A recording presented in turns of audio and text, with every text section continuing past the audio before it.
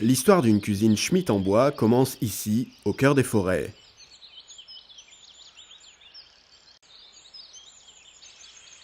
Après 100 ans de patience, le chêne rejoindra la scierie pour apporter sa noblesse au produit. La grume est débarrassée de son écorce avec l'écorceuse.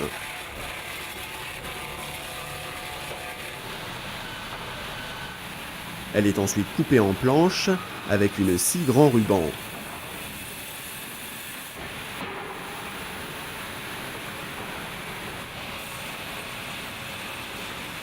Ces planches sont découpées en différentes largeurs avec une déligneuse.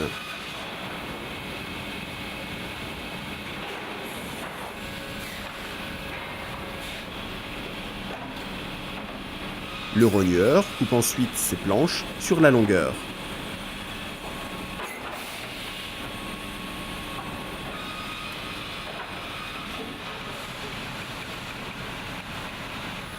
Les planches obtenues sont rangées sur palettes avec un lattage permettant une circulation d'air entre chaque rangée. Elles sont stockées dans des hangars de séchage où la température est maintenue à 37 degrés. Les planches en sortie de scierie ont une hydrométrie d'environ 85%. Elles ressortiront après 5 semaines de séchage à une hydrométrie de 10%. Les planches sont alors rabotées et un premier contrôle qualité est effectué.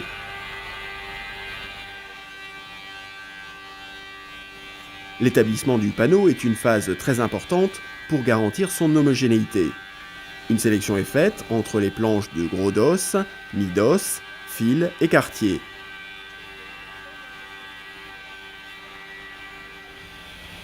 Le panneau est ensuite collé, puis séché sous presse.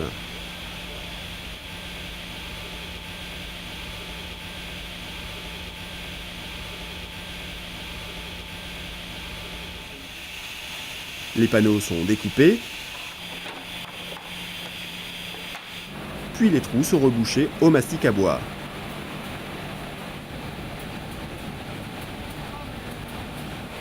Ils sont ensuite poncés sur les deux faces.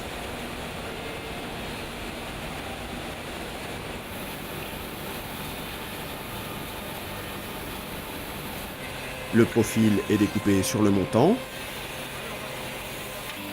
et le contre-profil sur la traverse. Un contrôle d'assemblage est alors réalisé.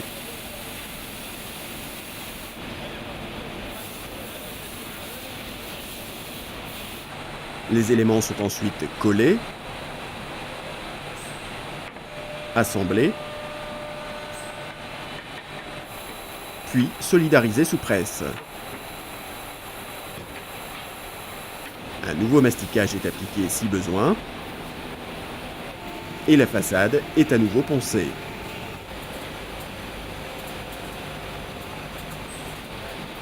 Le calibrage permet d'ajuster les dimensions de la façade et d'obtenir une belle finition périphérique. Reste alors à poncer les champs, casser les arêtes et réaliser un dernier ponçage manuel.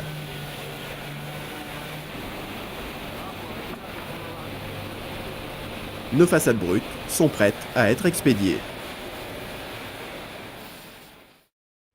À la réception, chaque façade est contrôlée individuellement. Si besoin, une retouche légère de ponçage est réalisée. Si le défaut est plus important, la façade est retournée chez le fournisseur. Les façades sont ensuite stockées par référence avec un contrôle permanent de l'hydrométrie pour assurer la stabilité du bois.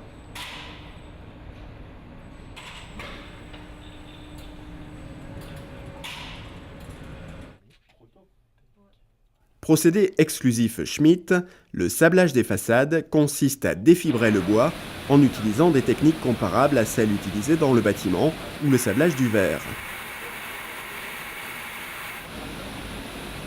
Un sable spécifique a été mis au point pour obtenir ce traitement de surface incomparable. Ce procédé n'est possible que sur des façades massives ou des plaquages épais. Le brossage permet de donner du relief au bois en creusant le veinage grâce à des brosses en laiton qui tournent dans tous les sens.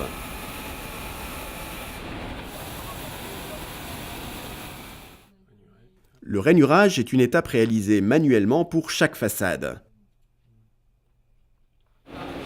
Celle-ci est calée et le panneau est rainuré selon un gabarit à l'aide d'une défonceuse. La finition aux extrémités de la rainure est réalisée au ciseau à bois.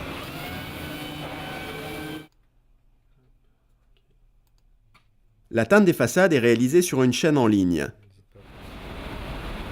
Placées sur un tapis roulant, elles sont égrenées mécaniquement, puis contrôlées visuellement.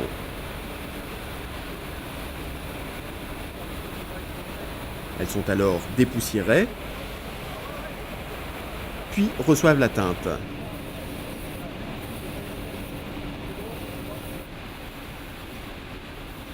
La teinte est ensuite égalisée manuellement à l'aide de pinceaux. C'est ce qu'on appelle le spaltage. Puis à nouveau mécaniquement dans une console égalisatrice.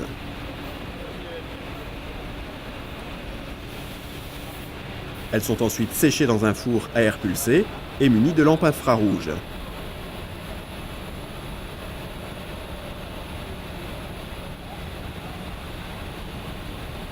En bout de ligne, elles sont empilées sur des plateaux et protégées par des mousses douffines. Les façades teintées sont ensuite vernies. Elles reçoivent un vernis incolore acrylique qui est séché par des lampes UV. Les façades sablées suivent le cycle complet 3 fois pour une parfaite protection de la façade.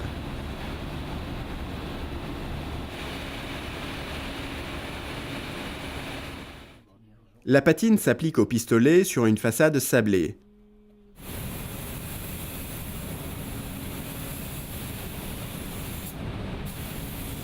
Après séchage, le gexage permet d'enlever la patine en surface pour ne la conserver que dans le veinage du bois.